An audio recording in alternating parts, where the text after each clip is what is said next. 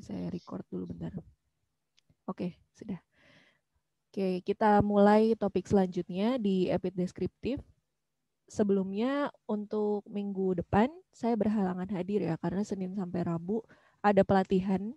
Jadi minggu ini kita harus menyelesaikan 7 sesi. Hari ini sesi ke-6.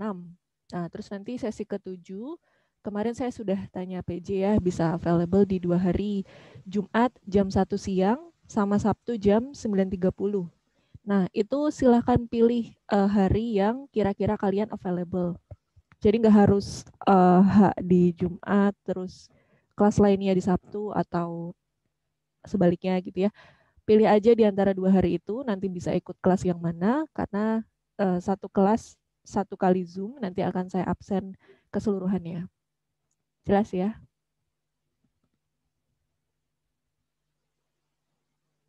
Oke, di slide yang selanjutnya ini, masih lanjutan penelitian epidemiologi deskriptif. Kita masuk ke jenis-jenis penelitian di dalam penelitian deskriptif yang sifatnya observasional. Ada 2 penelitian yang akan kita bahas spesifiknya, ada case report study dan juga cross-sectional. Nah, sebelumnya kita mau reminder dulu bahwa di dalam epidemiologi itu penelitian dibagi 2. Ada penelitian deskriptif, ada penelitian analitik. Penelitian deskriptif contohnya ada cross-sectional, kemudian case report. Penelitian analitik ada yang bentuknya observasional, ada yang bentuknya eksperimental. Untuk yang observasional di dalamnya ada cohort, case control, dan ecological study. Nah, seperti yang sudah pernah saya jelaskan, untuk penelitian deskriptif itu yang kita cari atau yang kita teliti adalah apa yang terjadi sekarang, tanpa melihat apa yang terjadi ke belakang atau apa yang akan terjadi di masa depan.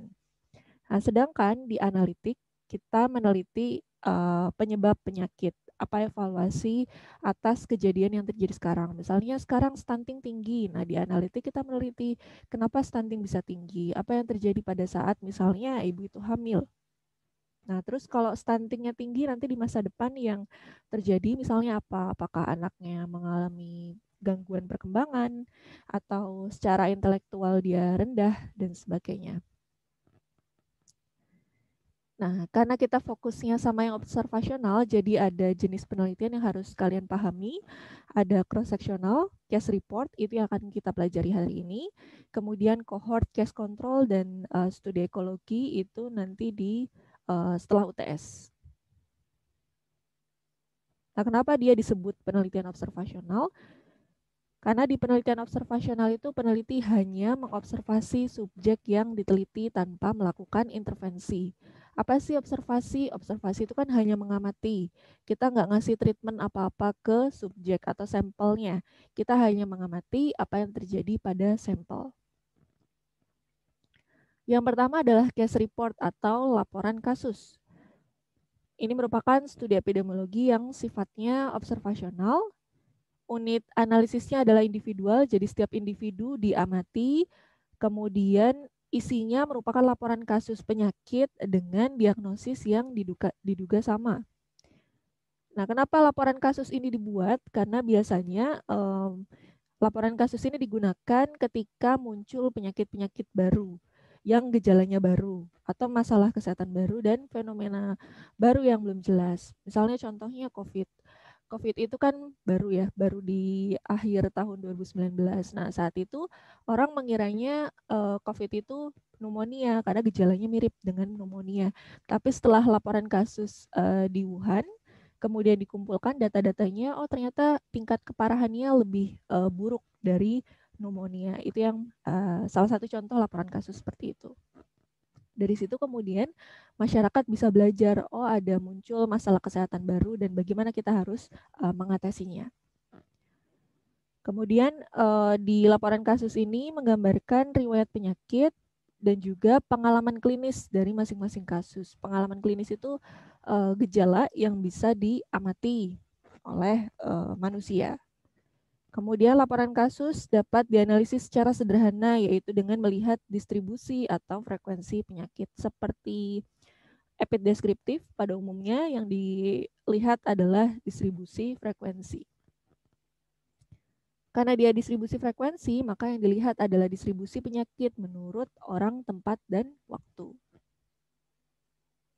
Tujuan dari laporan kasus, kita bisa memperoleh informasi tentang distribusi frekuensi penyakit atau masalah kesehatan yang diteliti. Kemudian kita juga bisa memperoleh informasi tentang kelompok yang beresiko tinggi terhadap penyakit dan juga dapat dipakai untuk membangun atau memformulasikan hipotesis baru. Kelemahannya, data yang diperoleh mungkin tidak mewakili populasi karena di laporan kasus itu jumlah sampel yang diamati itu sedikit. Dan juga dia hanya berdasarkan kasus-kasus yang dilaporkan saja. Jadi kalau tidak dilaporkan mungkin akan terlewat gejala-gejala klinisnya. Kelebihannya, kita bisa menggunakan laporan kasus untuk mempelajari suatu penyakit baru dan juga sebagai jembatan antara penelitian klinis dan penelitian epidemiologi. Klinisnya di pengamatan individu, epidemiologinya ketika kita analisis itu menjadi distribusi frekuensi. Dan juga dapat digunakan sebagai dasar penelitian yang lebih lanjut. Karena kita udah tahu nih distribusi frekuensi, kemudian gejala-gejala klinis yang muncul di penyakit itu, kita bisa melihat mana kelompok yang lebih beresiko terkena penyakit tersebut. Dan juga kita bisa melakukan penelitian lagi untuk membuktikan hipotesis yang dibangun di penelitian ini. Contohnya, ada suatu penyakit yang belum jelas namanya, disebutnya penyakit X. Dari 10 orang, jadi laporan kasusnya terdiri atas 10 orang yang diamati, memiliki gejala yang mirip satu sama lain. Yang pertama, gejala berdasarkan pemeriksaan laboratorium. Diketahui bahwa berat badannya dari 10 orang tadi, 9 orang gejalanya mengurus, satu orang tidak. Kemudian diare, dari 10 orang, 6 orang diare, 4 orang tidak. Kemudian demam, dari 10 orang, 8 demam ditambah dengan pneumonia, dan 4 tidak demam. Ini maksudnya 2 mungkin ya, ini 2 kan 10 orang ya. Kemudian bercak pada kulit, 7 orang punya bercak, 3 orang tidak ada bercak. Dan yang terakhir, gejala yang terakhir adalah berdasarkan pemeriksaan laboratorium, semua pasien angka limfositnya menurun drastis. Nah, ini sama seperti kita melakukan asesmen klinis ya di NCP, jadi dilihat dari hasil laboratorium, dari gejala klinis yang bisa dilihat oleh mata dan juga bisa dinilai dengan alat. Nah, sedangkan berdasarkan gambaran demografinya, jenis kelamin, 9 orang pria dan 1 orang wanita. Kemudian umur yang 8 dewasa muda, yang 2 sudah tua. Mungkin maksudnya ini lansia. Kemudian untuk pekerjaan, 6 orang adalah seorang pemusik dan 4 orang sisanya adalah pegawai. Kemudian kebiasaan mengkonsumsi narkoba. Yang 8 orang kebiasaan menggunakan jarum suntik atau konsumsi narkoba menggunakan jarum suntik, dan 2 orang lain bukan merupakan pengguna narkoba. Kemudian perilaku berhubungan intim, yang 8 ternyata mereka homoseksual, kemudian yang 2 sisanya hetero. Dari data di atas kita bisa menyimpulkan bahwa pertama pisahkan dulu yang data klinis ya dari pemeriksaan laboratorium dan fisik, bahwa yang 90% itu berat badannya menurun. Dari mana 90%? Dari 9/10 dikali 100%. Nah, sisanya juga dihitung dengan cara yang sama. 60%-nya diare, 80%-nya demam, diikuti dengan pneumonia atau kerusakan di paru-parunya. Kemudian 70% mengalami bercak pada kulit dan 100%-nya limfosit menurun drastis. Kemudian kita lihat dari indikator yang selanjutnya, yaitu dari gambaran demografisnya. 90% adalah pria, 80% adalah dewasa muda, dan 60% pekerjaannya adalah pemusik. Kemudian dari kebiasaan mengkonsumsi narkoba, 80% merupakan pecandu narkoba. Dan dari data-data ini yang sudah kita hitung dengan sederhana, kita bisa memperoleh gambaran dari distribusi frekuensi penyakit berdasarkan satu dari gejala dan tandanya di poin pertama tadi. Kemudian yang kedua, gambaran demografinya, poin yang kedua.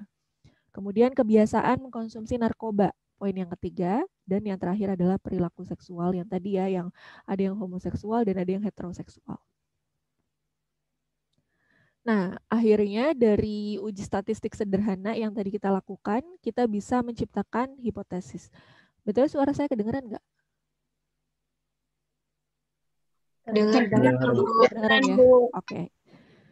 Dari informasi tadi, kita bisa membangun hipotesis bahwa dari fakta berupa jenis kelamin misalnya, pria lebih beresiko untuk mendapat penyakit X daripada wanita.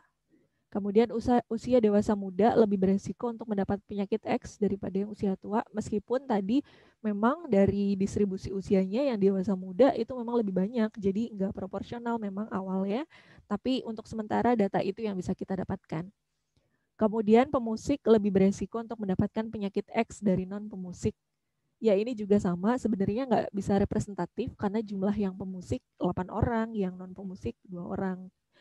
Kemudian pecandu narkoba lebih beresiko untuk mendapatkan penyakit X daripada bukan pecandu. Nah, ini adalah hipotesis sementara. Kenapa sementara? Karena tadi pertama sampelnya cuma 10, jadi mungkin tidak bisa mewakili populasi. Kemudian yang kedua, pengukuran yang kita lakukan terbatas. Kemudian yang ketiga, jenis penyakitnya penyakit baru. Jadi langkah diagnosis yang ditegakkan pun belum sesempurna penyakit lain. Jadi masih banyak asumsi-asumsi. Nah, untuk mendapatkan informasi yang dapat menggambarkan distribusi frekuensi penyakit yang mewakili populasi, kita memerlukan penelitian lanjutan, penelitian epidemiologi deskriptif lain, di mana kita harus memastikan jumlah sampelnya harus mewakili populasi yang diteliti. Kalian udah belajar ini cara mengambil populasi, cara menghitung populasi di biostat inference? Masih ingat nggak gimana caranya?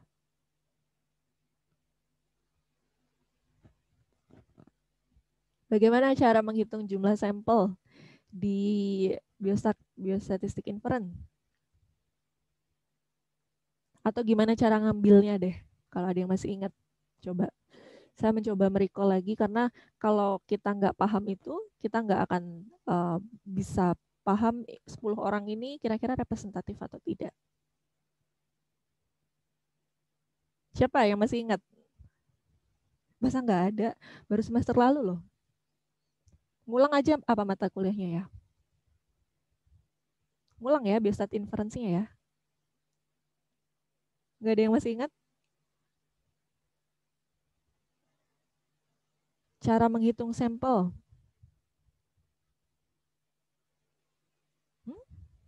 Ayo, siapa aja boleh.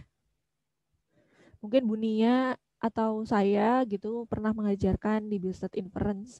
Begini loh cara mengambil sampel supaya bisa representatif, supaya bisa mewakili populasi. Ada yang masih ingat nggak sih?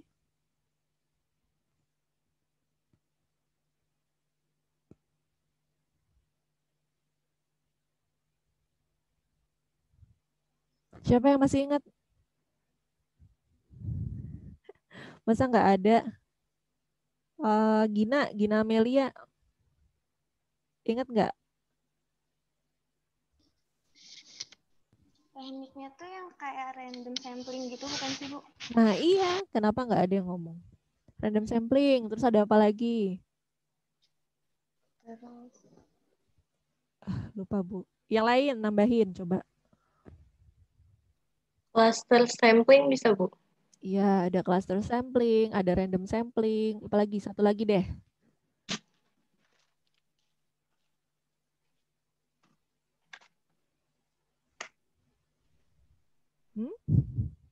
Kuota sampling.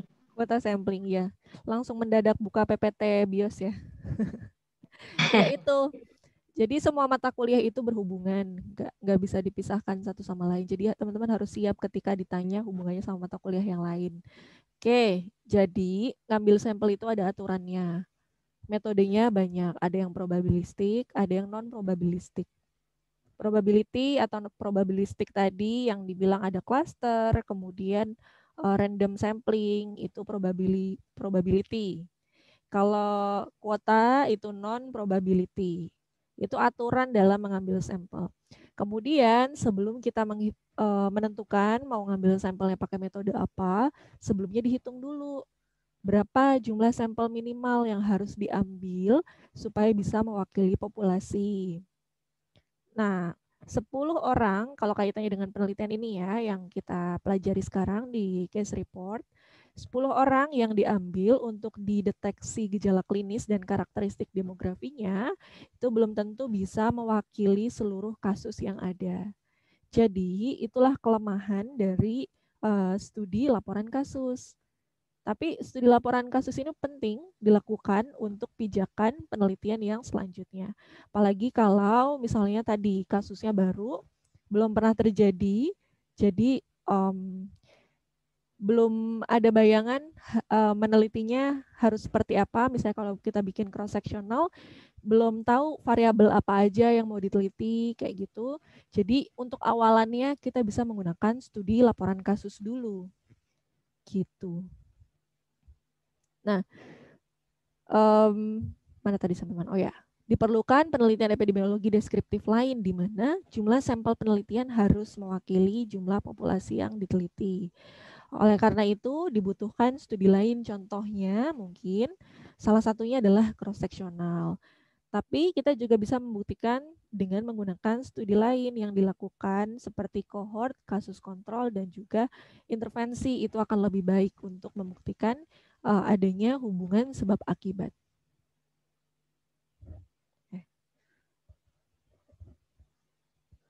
Oke, studi yang kedua atau penelitian yang kedua adalah penelitian potong lintang atau cross-sectional.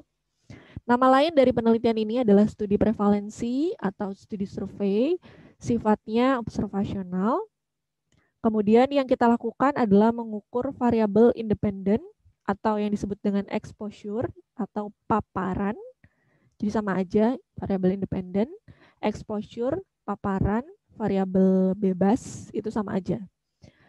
Dan juga variabel dependent atau outcome atau disease atau variabel terikat. Nah, itu nama lainnya. Semua pengumpulan data itu dilakukan dalam satu waktu. Jadi kalau misalnya saya gambarkan,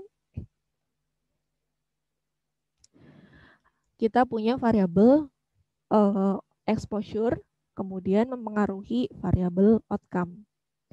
Misalnya variabel exposure-nya pola makan. Kemudian variabel outcome-nya misalnya status gizi. Nah, kalau di cross-sectional, variabel makan dan status gizi ini dikumpulkan dalam satu waktu yang bersamaan. Sehingga karena dia dilakukan di dalam satu waktu yang bersamaan, kita tidak bisa melihat sequence mana yang terjadi lebih dulu. Apakah pola makannya dulu yang salah, baru kemudian status gizinya buruk, atau sebaliknya status gizinya buruk dulu, baru kemudian pola makan salah. Nah, itu kelemahan dari studi cross-sectional. Kemudian konsekuensinya juga kita nggak bisa melihat hubungan sebab akibat, meskipun ketika dianalisis kita bisa pakai kita bisa pakai analisis bivariat atau studi hubungan, misalnya kayak chi-square atau t-test, itu kan untuk melihat hubungan ya. Jadi uji statistik itu bisa dilakukan di cross-sectional, tapi hasil uji statistiknya belum tentu bisa melihat hubungan sebab akibat. Nah, ini referensi yang bisa dibaca. Intinya di paper ini dia menjelaskan kalau studi cross-sectional itu hanya melihat di masa saat ini. Sementara studi longitudinal, nah apa itu studi longitudinal? Studi longitudinal itu bisa mengikuti ke belakang, jadi berangkat dari sini dulu, dilihat subjeknya, kemudian melihat di masa lalu apa yang terjadi. Misalnya di sini pola makan, di sini status gizinya buruk misalnya. Kemudian lihat di masa sebelumnya atau tahun-tahun ke belakang bagaimana pola makannya, apakah pola makannya baik atau tidak. Nah, itu studi longitudinal. Atau studi longitudinal bisa juga ke depan dengan melihat ini ada sebenarnya ini ada longitudinal yang ke depan itu ada yang prospektif cohort dan studi intervensi, bisa randomized control trial salah satunya. Kalau untuk yang longitudinal ke depan atau ke masa depan, itu itu yang dilihat adalah outcome. Jadi misal hari ini kita bedakan nih orang yang pola makannya baik dan orang yang pola makannya buruk. Kemudian diikuti selama 5 tahun misalnya bagaimana pengaruhnya terhadap status gizi. Nah itu longitudinal yang future. Nah sementara yang cross sectional tadi atau potong lintang dia hanya meng-screenshot aja di satu bagian. Mau pola makannya, mau status gizinya, atau variabel yang lain, itu diambilnya di satu waktu yang sama. Nah, karakteristik dari studi potong lintang atau cross-sectional, dia dilakukan pada satu waktu atau one time point. Pada umumnya digunakan untuk mengestimasi prevalensi dari outcome atau penyakit pada suatu populasi. Kemudian selain melihat outcome, kita juga bisa melihat faktor risiko yang terkait sama outcome itu. Jadi misalnya outcome yang kita lihat status gizi tadi. Faktor risiko yang mau kita lihat yang berhubungan dengan status gizi misalnya pola makan, aktivitas fisik, penyakit infeksi, pola asuh orang tua, atau mungkin pengetahuan gizi. Nah itu yang disebut dengan faktor risiko. Kita juga bisa melihat karakteristik individu yang terkait sama penyakit itu, misalnya umur, jenis kelamin, tingkat pendidikan misalnya. Sehingga cross-sectional ini memberikan snapshot dari kondisi populasi. Nah, ada yang pernah lihat ini enggak? Komik ya, komik tahi lalat. Nah, gambaran dari studi cross-sectional itu seperti ini. Ketika kita klik ini di sembarang waktu ya, untung enggak yang macam-macam keluarnya. Nah, ini misalnya yang terjadi adalah si laki-laki ini menggunakan baju musim dingin. Mohon maaf ya agak kasar di sini bapaknya. Nggak usah dibaca, pura-pura nggak lihat aja. Jadi kita nggak tahu sebelumnya dia apa kisah yang terjadi sampai dia menggunakan baju musim dingin dan dia diomelin gitu sama bapaknya ini. Yang kita tahu adalah saat itu dia memakai baju musim dingin. Pun kalau kita screenshot di waktu yang lain misalnya, untung nggak aneh juga. Nah ini dia pakai baju tukang ya, pakai baju tukang. Tapi kita nggak tahu apa kisah yang terjadi sebelumnya, karena kita hanya melihat kondisi real di saat itu aja. Dia pakai baju apa nih namanya, tukang bakso. Ya, kayaknya sih tukang bakso. Jadi gitu gambaran dari studi cross-sectional. Nah, mengapa kita menggunakan studi cross-sectional? Yang pertama, studi cross-sectional itu dilakukan ketika kita memiliki tujuan penelitian berupa deskriptif atau ingin menggambarkan. Biasanya menggunakan form survei atau angket. Jadi kita kasih kuesioner ke respondennya, kemudian mereka mengisi sendiri. Nah itu karena kebutuhannya hanya untuk mendeskripsikan ya, nggak perlu wawancara lebih jauh. Kemudian titik tolak penelitian di studi cross-sectional itu umumnya adalah sekelompok faktor risiko dan outcome-nya. Jadi umumnya kalau di studi cross-sectional itu bentuknya begini, ada banyak faktor risiko, kemudian dibandingkan dengan outcome. Tadi yang saya bilang bisa status gizi, bisa asupan, aktivitas fisik, penyakit infeksi, pengetahuan gizi, kemudian dibandingkan dengan status gizi. Kelebihan dari penelitian cross-sectional, pertama bisa dilakukan dengan cepat, jadi cocok untuk mahasiswa S1 ya. Kita nggak perlu mengikuti subjeknya sampai muncul outcome, atau kita nggak perlu mencari riwayat ke belakang. Kemudian dapat digunakan untuk mengetahui prevalensi penyakit tertentu. Jadi ini mudah kalau kita ingin mengetahui berapa sih prevalensi status gizi buruk di wilayah ini, berapa sih prevalensi obesitas di wilayah ini. Nah itu menggunakan cross-sectional karena datanya diambil dengan survei. Kekurangannya, kita membutuhkan subjek penelitian yang besar karena analisis statistiknya membutuhkan sampel yang banyak. Kalau sampelnya hanya sedikit, biasanya kita nggak bisa melihat kebermaknaan. Atau kalau kalian masih ingat ya, signifikan atau tidak signifikannya itu nggak bisa dilihat kalau sampelnya cuma sedikit. Kemudian kita juga tidak bisa menggambarkan kondisi secara akurat karena kita hanya mengukur di satu waktu aja. Dan juga kita nggak bisa menghubungkan atau kita nggak bisa menguji analitik antara faktor resiko dengan outcome. kita bisa melakukan uji statistik bivariat yang menghubungkan gitu ya, tapi secara substansi itu tidak bisa menunjukkan hubungan sebab akibat. Jadi korelasinya lemah. Jadi kalau kita lihat di topik yang kedua atau ketiga ya, yang tentang hubungan sebab akibat, cross-sectional itu posisinya yang paling bawah. Karena dia tidak bisa menunjukkan adanya hubungan sebab akibat, meskipun di uji statistiknya diuji hubungan sebab akibat. Nah, ini gambaran dari studi potong lintang. Misalnya ada sampel, ada rombongan, ada sekelompok sampel yang diambil datanya.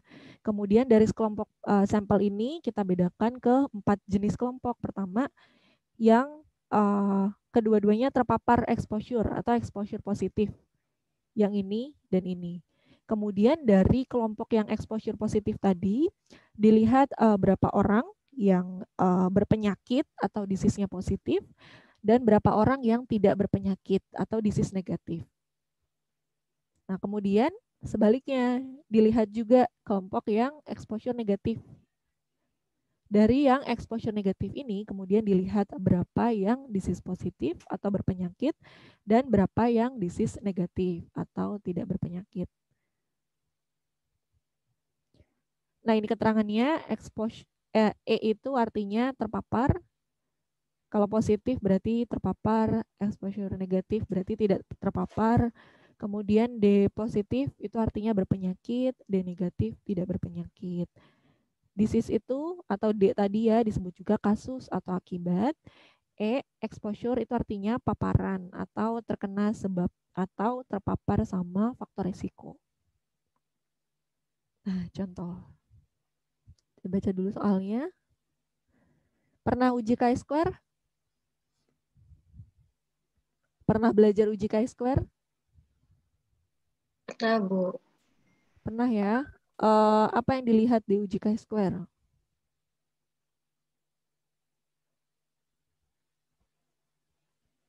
Ada yang namanya angka PR di uji chi-square. Masih ada yang ingat nggak itu apa? PR. Pekerjaan rumah atau apa? PR.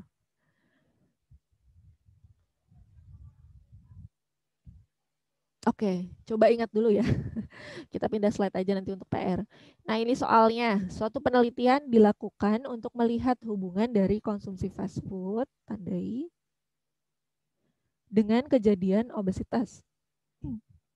Dengan kejadian obesitas pada remaja di sekolah X. Hasil penelitian menunjukkan 600 remaja memiliki status gizi baik. 400 remaja memiliki status gizi obesitas. Sebanyak 800 remaja memiliki kebiasaan konsumsi fast food sering. Kan tadi yang diteliti fast food dan obesitas ya. Dan sebanyak 200 remaja memiliki kebiasaan konsumsi fast food yang jarang. Kemudian keterangan selanjutnya sebanyak 325 remaja diketahui memiliki status gizi obesitas dan konsumsi fast food yang sering. Kita mau buat kalimat ini ke dalam sebuah tabel cross tabulasi. Ini namanya, saya exit dulu ya. Masih kelihatan nggak? Masih, Bu. Masih ya.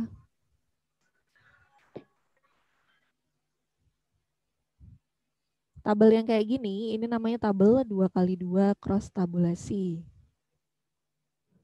Atau cross tab kita bilangnya, menyingkatnya cross tab. Cross tabulasi 2x2. Kenapa 2x2? Karena ada 2 jenis paparan dan 2 jenis disease. Atau 2 kondisi paparan dan 2 kondisi disease. Nah, pertama-tama kita harus masukin angka yang ada di soal cerita ke dalam tabel ini. Jadi ini tabel ada 4 kolom, karena kan 2x2 4 ya. Ini kolom A katakanlah, ini kolom B, ini C, yang ini D. A itu exposure positif, disease positif. Artinya yang terkena paparan dan dia sakit. B itu exposure positif, disease negatif. Artinya dia kena paparan tapi dia nggak sakit. C itu exposure negatif dan disease positif. Dia nggak kena paparan tapi dia sakit. Dan yang terakhir D exposure negatif, disease negatif. Artinya dia tidak kena paparan dan dia tidak sakit. Oke, diresapi dulu. Nah, sekarang kita masukin angka-angka yang ada di soal cerita tadi ke dalam A, B, C, dan D. Saya hapus lagi. Oke, di sini diketahui hasil penelitian menunjukkan sebanyak 600 remaja memiliki status gizi baik. 600 remaja memiliki status gizi baik. Kira-kira saya taruh angka 600 ini di mana? Oh ya, sebelum ke sana kita kelewat ya. Yang dimaksud dengan exposure positif itu apa? Yang terpapar, Bu. Kalau soal ceritanya seperti ini, yang terpapar itu apa?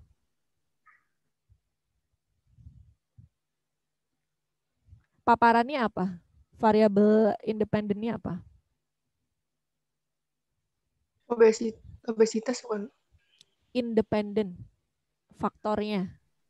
Konsumsi fast food, Bu. Konsumsi fast food. Iya, bentar ya, saya lagi nyari hubungan yang apa? Cakep.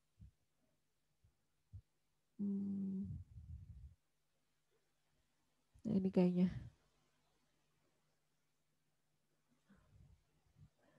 Jadi variabel dependennya apa? Exposure-nya apa? Konsumsi fast food. Ya, exposure-nya adalah konsumsi fast food. Disease-nya? Obesitas. Obesitas. Oke. Sampai sini ada yang masih belum paham nggak? Jadi, exposure-nya konsumsi fast food. Konsumsi fast food ini selain exposure, kita juga bisa bilang dia variabel independen atau faktor risiko. Nah, kemudian disease-nya itu obesitas. Disease ini artinya variabel dependent atau outcome. Itu sama aja. Nah, sekarang kita tinggal tuangkan ke sini. Berarti kalau exposure positif itu yang kondisinya apa?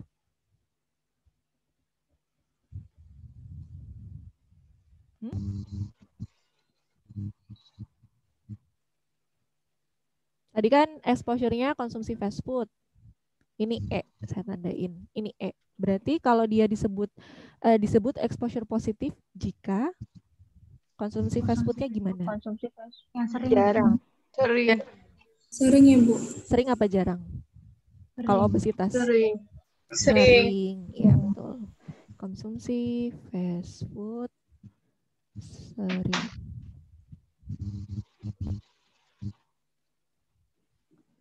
Oke, berarti exposure positif adalah konsumsi fast food sering. Exposure negatifnya apa berarti? Konsumsi fast food yang jarang. Ya, good.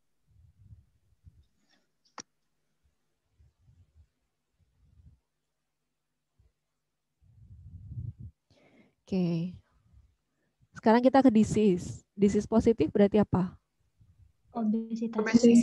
Obesitas.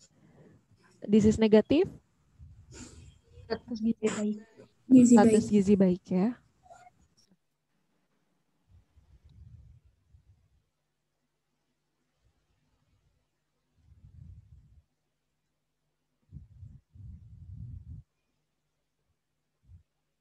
Oke, sekarang kita lanjut baru deh kita masukin angka-angka tadi. Berarti 600-nya masuk ke mana? 600 remaja memiliki status gizi baik. 600-nya itu masuk di sini. Total dari remaja yang status gizinya baik itu ada 600 orang. Jelas ya? Iya, Bu. Kalau selanjutnya 400 remaja memiliki status gizi obesitas. Berarti masuk ke mana? Di sebelah 600. Ya, di sini ya. Iya. Sebanyak 800 remaja memiliki kebiasaan konsumsi fast food sering. Di mana 800-nya? Di bawah. Di sini. Ya. Karena jumlahnya ya. Kemudian 200 remaja memiliki kebiasaan konsumsi fast food jarang. Ini di mana berarti? Di bawah 800. Ya. Terakhir, 325 remaja memiliki status gizi obesitas dan konsumsi fast food sering. Berarti di mana? Di ya, D positif. D positif. Ya. Jangan kebalik ya, dulu baru D. E positif, D positif. Oh iya, Bu. Di sini ya. Iya, Bu. Nah, kita tinggal lengkapi tabelnya. Berarti di sini berapa? 75. 75. Di sini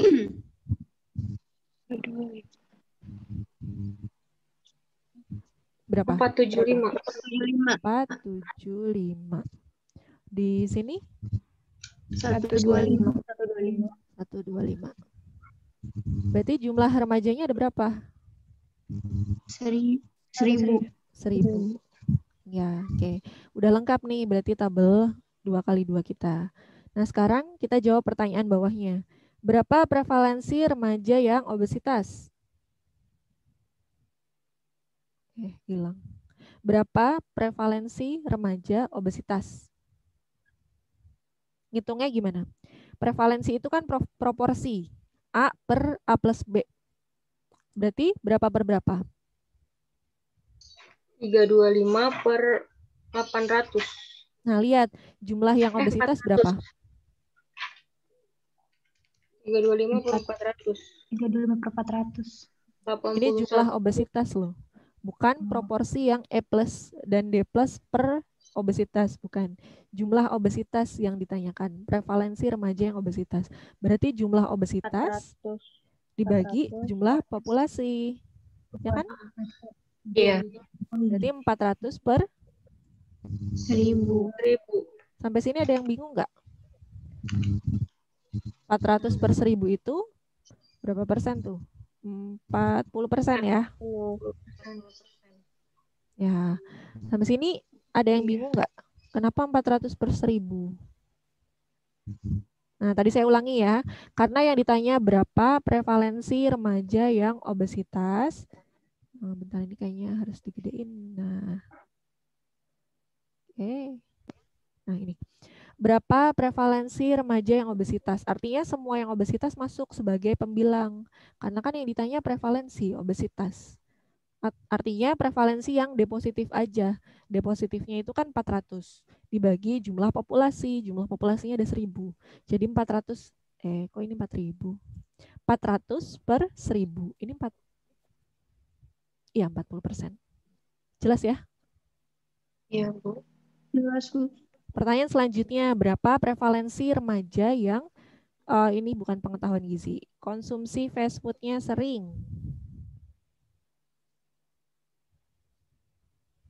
Remaja obesitas ya, Bu.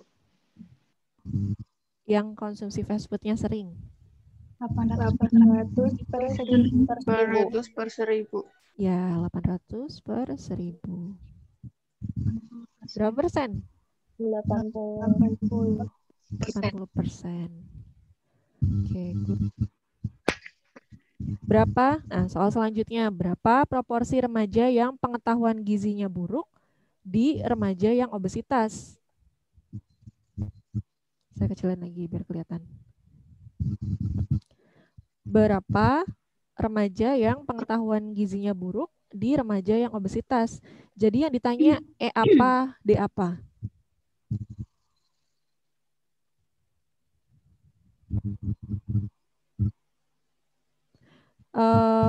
Kok pengetahuan gizi sih?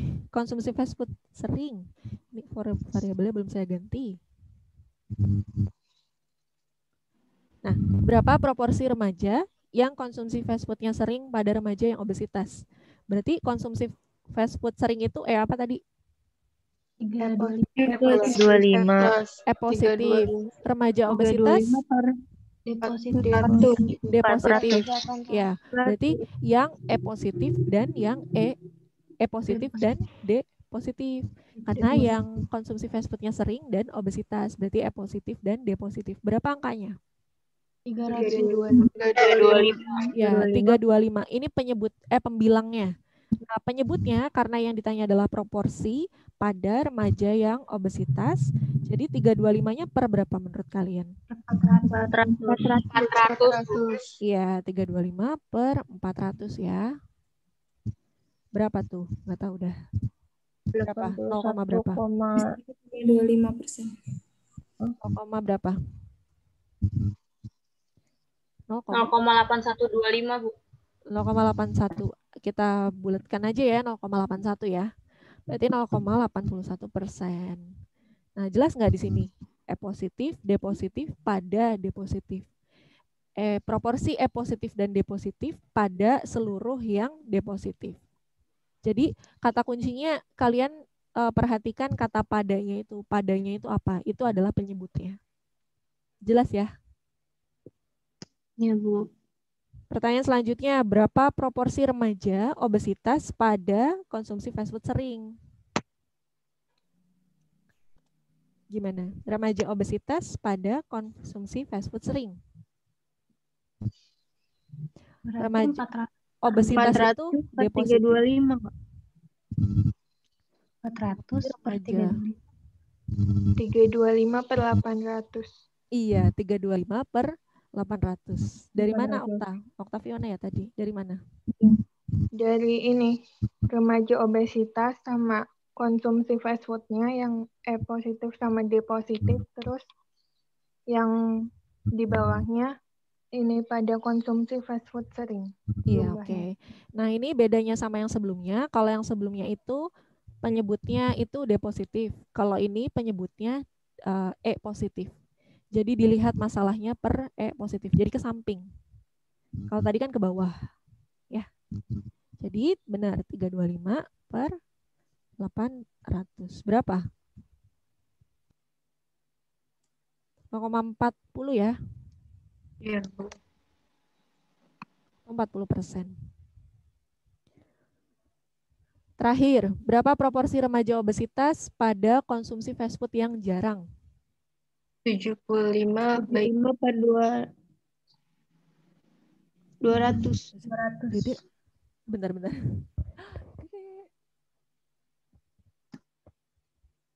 Udah. Oke.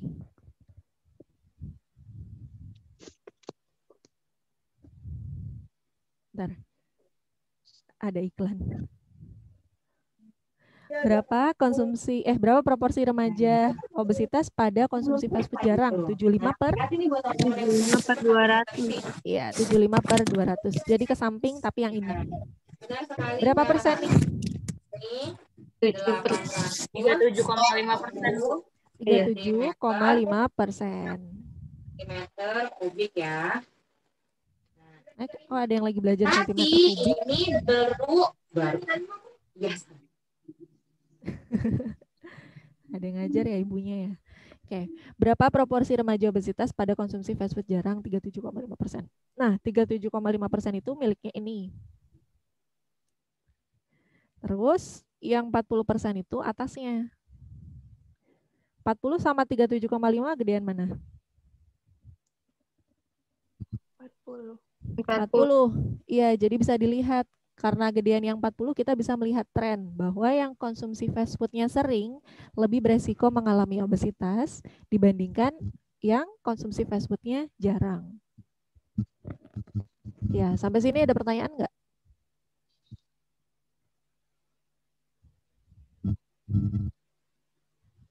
Oh, ada, kita lanjut ya.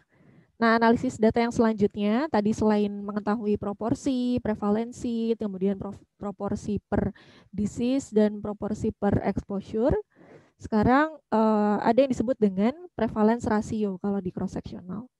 Nah, prevalence ratio itu membandingkan, karena dia rasio ya, berarti pembilang dan penyebutnya itu berbeda. Jadi di prevalence ratio itu yang kita bandingkan adalah resiko pada kelompok exposure.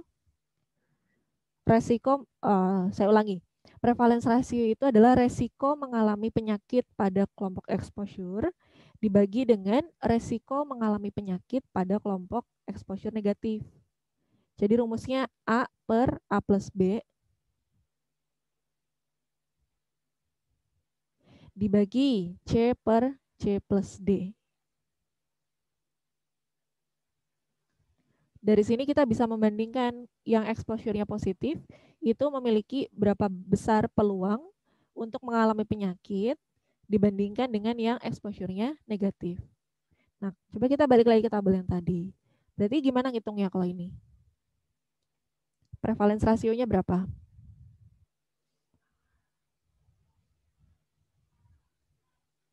Berapa? Ini udah dihitung ya. 325 per Iya, 800. 325 per 800 dibagi 75/200. 75/200. Tadi kan kita udah ngitung ya, 325/800 itu 40%. 75/200 itu 37,5%. Jadi prevalence rasio tinggal diper aja, tinggal dibagi antara 40 dan 37,5. 40 per berapa? Ada yang bisa ngitung? Per 37, tulisannya bagus sekali. 37,5. Berapa? 1, berapa? 0,06. 1,06, Bu. 1,06. Ya. Nah, 1,0 ini adalah nilai dari prevalent rasio. Interpretasinya bagaimana? Berarti kalau 1,06, orang yang konsumsi fast food-nya sering lebih berpeluang 1,06 kali untuk menderita obesitas dibandingkan dengan yang konsumsi fast food-nya jarang. Nah, sampai sini ada yang mau ditanyakan atau ada yang mau diulangi penjelasannya? Nggak ada. Udah selesai. Materinya selesai sampai situ aja. Nah, selanjutnya, habis ini kan ini masih ada waktu 1,5 jam ya. Jadi silakan tugas selanjutnya adalah diskusi kelompok untuk mencari contoh tabel cross tabulasi seperti tadi. Kemudian nanti dijelaskan dari cross tabulasi itu interpretasinya apa. Angka-angka yang di dalam tabelnya itu maksudnya apa. Tapi sesuai sama penyakitnya ya. Boleh jurnal, boleh skripsi, terserah. Yang penting ada tabel cross tabulasi 2x2-nya. Nah, nanti dari tabel cross tabulasi itu diinterpretasikan makna angka yang di dalamnya, kemudian hitung prevalence rasionya. Nah, saya kasih contoh misal.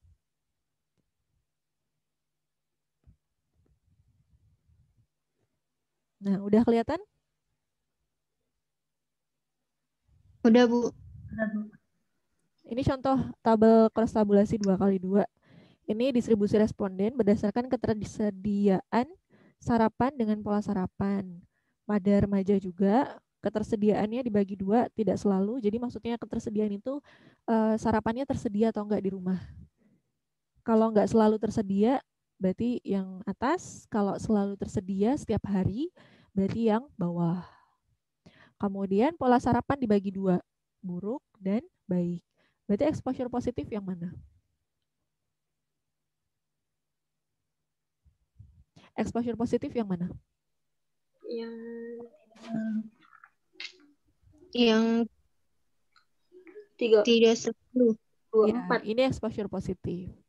Exposure negatif berarti ini. Disease positif yang mana? Yang buruk. Yang buruk. Ya, ini disease positif. Disease negatif?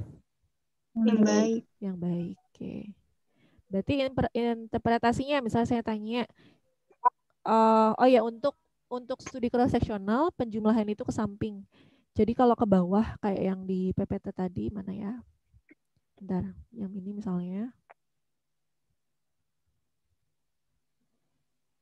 Nggak usah deh.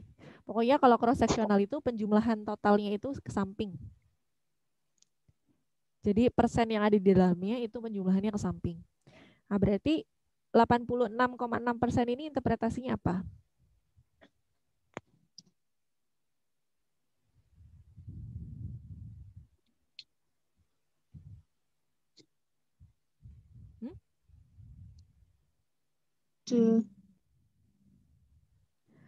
Yang atau saya kasih contoh kalimatnya ya, misalnya gini, 86,6% itu berarti maknanya adalah proporsi sarapan, proporsi ketersediaan sarapan tidak selalu itu sejumlah proporsi ketersediaan sarapan tidak selalu di responden yang pola sarapannya buruk. Jadi pada atau di-nya itu penyebutnya ya, di atau pada responden yang kebalik. Ini kan berarti ke samping ya. Penyebutnya berarti exposure. Salah, maaf. Proporsi sarapan buruk di responden yang ketersediaan sarapannya tidak selalu itu adalah 86,6%. Kemudian yang sampingnya berarti proporsi pola sarapan baik pada responden yang tidak selalu tersedia sarapannya di rumah itu hanya sebesar 13,4%. Kemudian proporsi sarapan buruk di yang selalu tersedia makanannya di rumah itu sebesar 69,2%. Sedangkan yang proporsi pola sarapannya baik di responden yang selalu tersedia itu sebanyak 30,6%. Berarti di sini bisa dilihat bahwa yang pola sarapan buruk ini kan disease positif. Berarti yang kemungkinan memiliki pola sarapan buruk itu lebih banyak terjadi yang ketersediaan sarapannya tidak selalu. Artinya yang tidak selalu itu lebih berpeluang untuk memiliki pola sarapan yang buruk dibandingkan yang selalu. Atau bisa juga dilihat dari yang 30,8% atau yang disease negatif, exposure negatif ya. Exposure negatif, disease negatif, sorry. Proporsi sarapan baik di yang ketersediaan sarapannya selalu itu sebesar 30,8%. Nah, ini angkanya lebih besar dibandingkan dengan yang atasnya. Atau kalau di ketersediaan sarapannya tidak selalu, itu proporsi pola sarapan baiknya cuma 13,4%. Jadi selalu sediakanlah sarapan di rumah karena itu akan mempengaruhi pola sarapan keluarga. Jadi kalau dari sini kita menghitung PR dari mana? Prevalence ratio dari mana?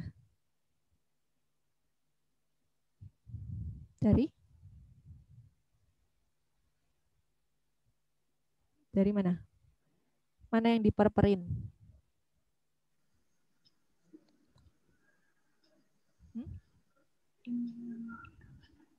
Prevalence ratio. A per A plus B. A per A plus B. 1/82. Ya. Per 54 per 78. Nah, itu nanti dicari berapa prevalence rasionya. Nanti kalau kalian ketemu skripsi, dibegitukan. Dihitung, kemudian diinterpretasikan. Nah, hasil diskusinya nanti kalian rekam dalam bentuk video. Boleh pakai software screen recorder apa aja, jadi sambil menampilkan screen recorder, sambil kalian ngomong, ngejelasin maksud proporsi yang ada di dalam tabel itu, kemudian hitung prevalensinya, prevalence rasionya dijelaskan, kemudian setelah itu diinterpretasikan juga prevalence rasionya maksudnya apa. Jelas nggak instruksinya?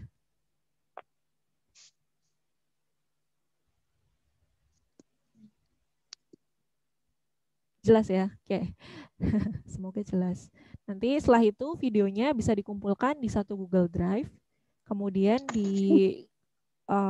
kumpulkan ke saya. Jadi nanti yang bikin satu Google Drive mungkin PJ kelasnya aja ya. Habis itu link Google Drive-nya diinfokan ke saya di akhir kuliah, berarti jam 12. Ada yang mau ditanyakan nggak? Kalau nggak ada, kita absen dulu. Silakan nyalain kameranya, kita absen dulu.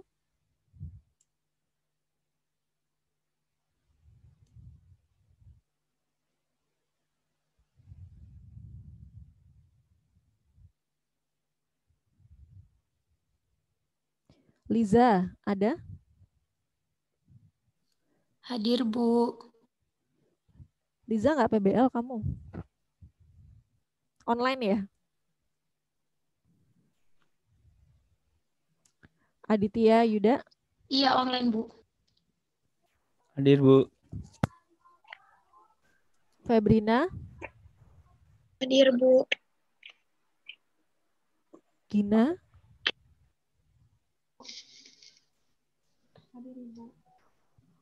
Rasya? Hadir, Bu. Adinda? Hadir, Bu. Diah, Oktia? Hadir, Bu. Mia, Maulidi Nisa? Raihana? Hadir, Bu. Eka Aulia? Hadir, Bu. Laili Nurul? Email Aliyah? Hadir, Bu. Riri Ramadanti? Hadir, Bu. Enis? Hadir, Bu. Nyimas? Hadir, Bu. Syahidah? Hadir, Bu. Oktaviona? Hadir, Bu. Haidar Raffi. Haidar? Haidar, nggak ada nih. Ada ya, tapi suaranya nggak kedengeran. Hasna? Hadir, Bu. Amalia? Hadir, Bu. Anasya? Hadir, Bu. Abid? Hadir, Bu. Iyas? Hadir, Bu. Nabila?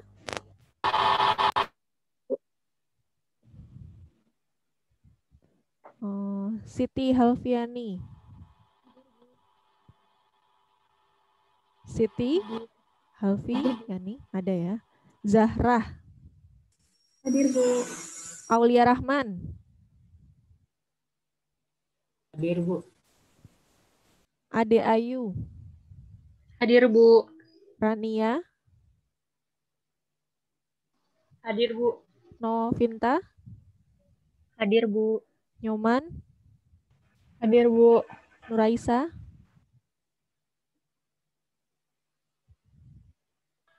Hadir, Bu. Nuraisa. Miftahul Fadli? Hadir, Bu. Rohmah Yulia? Hadir, Bu. Mia? Mia Hadir, Bu. Oktaviani? Hadir, Bu. Oke, Dina tadi izin. Oke, terima kasih atas perhatiannya untuk hari ini. Sampai ketemu di hari Jumat atau Sabtu ya. Silakan pilih harinya. Silakan dikerjakan tugasnya. Jangan lupa dikumpulkan di satu Google Drive. Linknya diinfokan ke saya nanti sebelum jam 12. Saya akhiri. Kita tutup dengan baca hamdalah. Alhamdulillahirrabbilalamin. Saya tutup ya. Wassalamualaikum warahmatullahi wabarakatuh. Waalaikumsalam warahmatullahi wabarakatuh. Terima kasih. Ibu.